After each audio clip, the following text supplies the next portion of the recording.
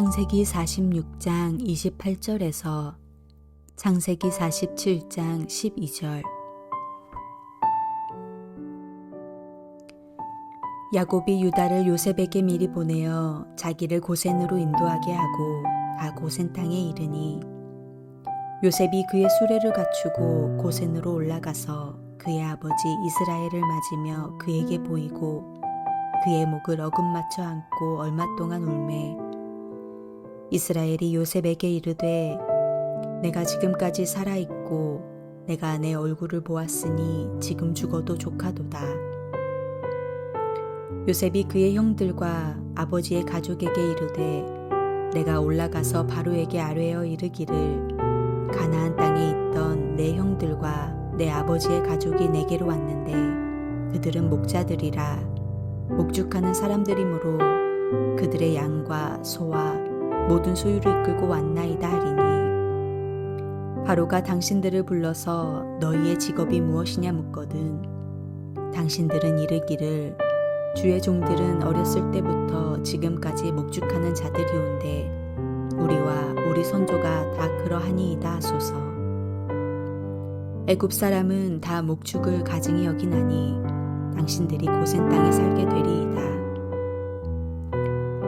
요셉이 바로에게 가서 고하여 이르되 내 아버지와 내 형들과 그들의 양과 소와 모든 소유가 가나안 땅에서 와서 고센 땅에 있나이다 하고 그의 형들 중 5명을 택하여 바로에게 보이니 바로가 요셉의 형들에게 묻되 너희 생업이 무엇이냐 그들이 바로에게 대답하되 종들은 목자이온데 우리와 선조가 다 그러하니이다 하고 그들이 또 바로에게 고하되 가나안 땅에 기근이 심하여 종들의 양떼를 칠 곳이 없기로 종들이 이곳에 거류하고자 왔사오니 원하건대 종들로 고센 땅에 살게 하소서.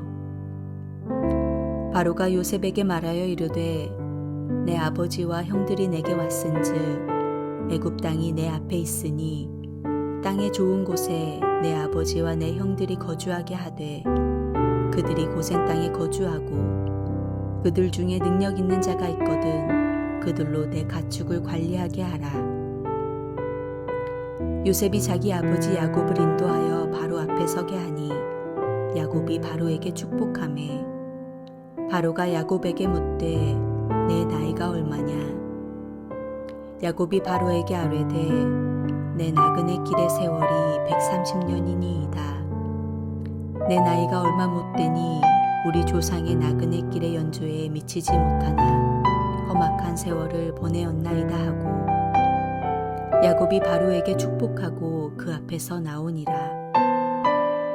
요셉이 바로의 명령대로 그의 아버지와 그의 형들에게 거주할 곳을 주되 애굽의 좋은 땅 라암셋을 그들에게 주어 소유로 삼게 하고 또 그의 아버지와 그의 형들과 그의 아버지의 온 집에 그 식구를 따라 먹을 것을 주어 봉양하였더라.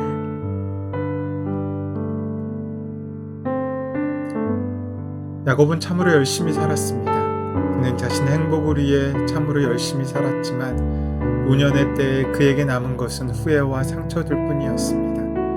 자신의 미래를 보장해 줄 거라고 믿었던 장자권을 빼앗기 위해 형 에서를 2번씩이나 속였습니다. 그 결과 고향을 등지게 되었고 빛단 아름에서의 20년의 쓰라린 시간을 보냈습니다. 물론 자식들을 얻었을 때의 기쁨, 특히 라헬을 통해 요셉을 얻었을 때의 기쁨의 순간들도 있었습니다.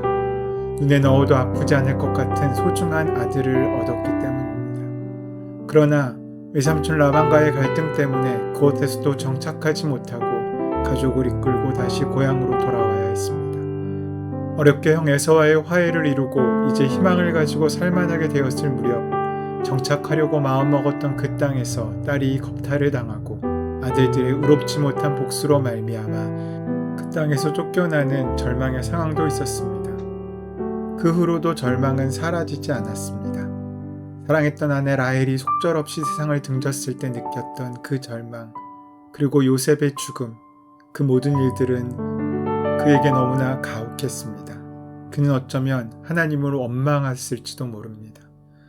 먹고 살기 위해 고향을 등지기도 하고 아득바득 애써 일궈놓은 삶의 터전을 한순간에 잃어버리기도 하고 설상가상으로 사랑하는 아들을 잃기도 하면서 살아온 자신의 고백처럼 그는 험악한 세월을 살아왔습니다. 하지만 야곱의 이야기는 그렇게 끝나지 않습니다. 하나님은 인간이 망쳐놓은 것을 고치시는 분이십니다. 오랜 가뭄으로 먹을 것을 구할 길 없었던 야곱의 아들들이 식량을 구하기 위해 애굽에 드나들면서 새로운 이야기가 시작됩니다. 천만 뜻밖에도 그곳에서 형제들은 자신이 팔아버렸던 요셉을 다시 만나게 됩니다. 우여곡절이 있었지만 그들은 결국 화해를 하게 됩니다. 요셉과 다른 형제들의 화해 장면도 성경의 가장 아름다운 장면 가운데 하나일 것입니다. 화해를 이루게 되자 비로소 요셉은 자기가 겪어야 했던 그 모진 고통이 무의미한 것이 아니었음을 알게 됩니다. 여기에서 용서를 이야기할 수 있는 사람은 요셉뿐입니다. 형들은 이런 용서를 감히 말할 수 없고 해서도 안 됩니다. 그들이 할 수 있는 말은 형제를 팔아먹었던 자들의 무동한 자기의 삶에 대한 회개와 참회뿐입니다. 하지만 요셉은 그런 형들을 용서하고 그 형들과의 관계를 회복하고 아버지를 모시고 데려오라고 부탁합니다. 아들들은 돌아와 그렇게 야곱에게 말하는데 요셉이 살아있고 애굽 땅 총리가 되었다는 것입니다. 야곱에게 믿지 못할 소식이었습니다.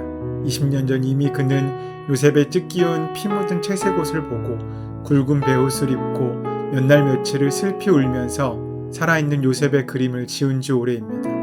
그런데 그렇게 떠나보낸 요셉이 살아있다니 야곱은 기쁜 마음과 설레는 가슴으로 이야기합니다.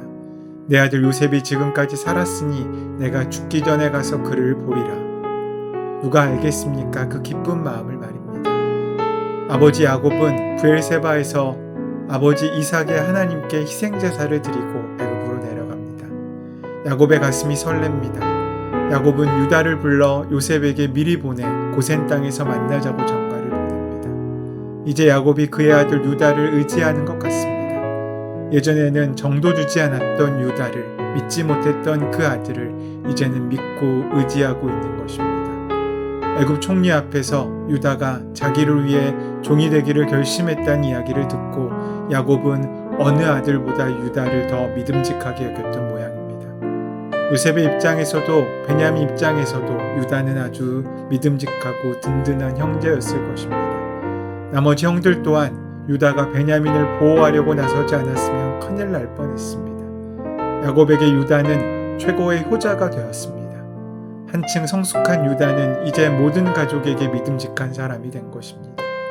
야곱 일행이 애굽 땅의 북동쪽 지역인 고센에 이르렀다는 전가를 받은 요셉은 애굽의 총리로서의 바쁜 공무에 시달림에도 불구하고 그 소식을 듣자마자 아버지 야곱을 맞으려고 급하게 수레를 몰고 고센 땅으로 갑니다. 그렇게 20년 만에 만난 부자는 말로 인사를 나누는 것을 잠시 뒤로 미룬 채 서로 목을 어긋맞춰 안고 울기 시작합니다. 성경은 부자 상봉 대목을 이렇게 보여줍니다. 요셉이 아버지 이스라엘을 보고서 목을 껴안고 한참 울다가는 다시 꼭 껴안았다. 요셉은 눈물이 참 많아졌습니다. 처음 형들을 만나 정을 억제하던 때, 두 번째 형제들을 만나 안방으로 달려가 울다 참고 나왔을 때, 유다 형의 말을 듣고 방송되고 갈 때보다 더 크게 그동안 눌려왔던 울음을 남김없이 쏟아놓았습니다. 아버지 야곱의 품에서 마음 놓고 울어버린 것입니다. 옆에 있던 유다도 베냐민도 가족 모두가 지켜보다가 결국 함께 울어버리고 맙니다. 그렇게 얼마나 울기를 다했겠습니까? 아버지 야곱은 말합니다. 나는 이제 죽어도 여한이 없다. 내가 너의 얼굴을 보다니 내가 여태까지 살아있구나. 여러분, 지금 내가 사랑하는 사람이 내 곁에 있다는 사실, 그의 얼굴을 보고 그를 안을 수 있다는 그 사실이 얼마나 놀라운 일인지를 아실 수 있어야 합니다. 가족은 그렇게 함께 살아야 합니다. 가장 평범한 것들 가운데 가장 비범한 것이 숨어 있습니다. 야곱은 그 먼 길을 돌아서 이제야 그 사실을 깨닫게 된 것입니다. 이집트에 도착한 야곱은 아들 요셉을 만나 벅찬 감격을 누립니다. 그리고 요셉을 통해 성취되고 있는 하나님의 구원을 보면서 과연 자신들은 세상에 하나님의 복을 전하는 자로서 부름받았다는 사실을 다시 한번 깨닫게 되었습니다. 하지만 그들은 교만할 수 없었습니다. 지혜로운 사람인 요셉은 끝까지 자신의 사명을 감당합니다. 기쁨의 눈물을 그친 요셉이 형들에게 말합니다. 그들이 하던 목축일을 계속 할 수 있도록 바로에게 고센 땅을 달라고 이야기할 것임을 말입니다. 아들 요셉을 만나러 애굽으로 향하는 야곱에게는 동행자들이 있었습니다. 바로 그들이 고센 땅에 뿌려지게 될 70명의 씨앗들이 되어 이후 이스라엘 민족이 싹트게 됩니다. 아브라함의 독자, 믿음의 씨앗 이삭을 통하여 야곱을 낳고 이제 이렇게 많은 씨앗들이 준비되었고 이 씨앗들이 고센 땅에 뿌려지게 되는 것입니다. 이것은 아브라함으로부터 시작한 자손에 대한 하나님의 약속이 성취되고 있는 과정을 보여줍니다. 여기서 하나님의 허락과 동행하신 가운데 애굽으로 들어가는 야곱 가족이 이후 출애굽의 씨앗이 되는 것은 하나님의 놀라운 경륜이라 아니할 수 없습니다. 우리는 여기서 하나님의 허락과 요셉의 준비를 볼 수 있습니다. 고센 땅에 야곱 가족 공동체를 분리시킬 만한 조건을 요셉을 통하여 준비하게 하신 후 허락하시는 것을 우리는 볼 수 있습니다.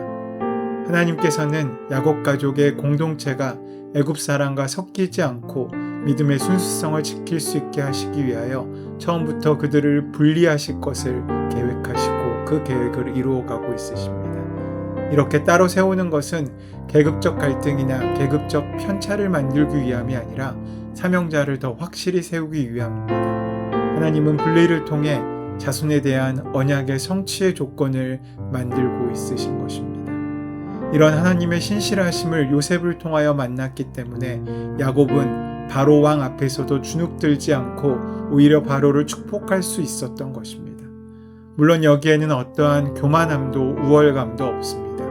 오직 겸손하게 자신을 낮추는 태도만 있었습니다. 왜냐하면 복의 근원은 자신이 아니라 하나님이셨기 때문입니다. 그렇게 야곱 가족들은 바로의 승인을 받아 목축의 가장 좋은 땅인 고센 땅, 지금의 라암세스 지역을 얻게 되었고 그곳에서 이집트인과 섞이지 않고 자신들만의 정체성을 지키며 살 수 있게 되었습니다. 이집트인들은 목축을 멀리하는 경향이 있었기 때문입니다. 이 모든 것이 하나님의 세심한 배려였고 섭리였습니다. 오늘 우리를 위하여 준비하신 하나님의 귀한 준비하신 손길을 우리가 만나게 될 때 우리가 사는 그곳 가운데 하나님의 약속과 축복이 온전히 이루어지게 될 줄 믿습니다. 그 은혜로 살아가는 저 여러분 되시기를 소원하고 축원합니다. 진리와 겸손의 하나님, 하나님의 형상대로 세상의 사람들을 복되게 하며 살아갈 수 있도록 인도하여 주시옵소서. 우리 주 예수 그리스도의 이름으로 기도드립니다. 아멘.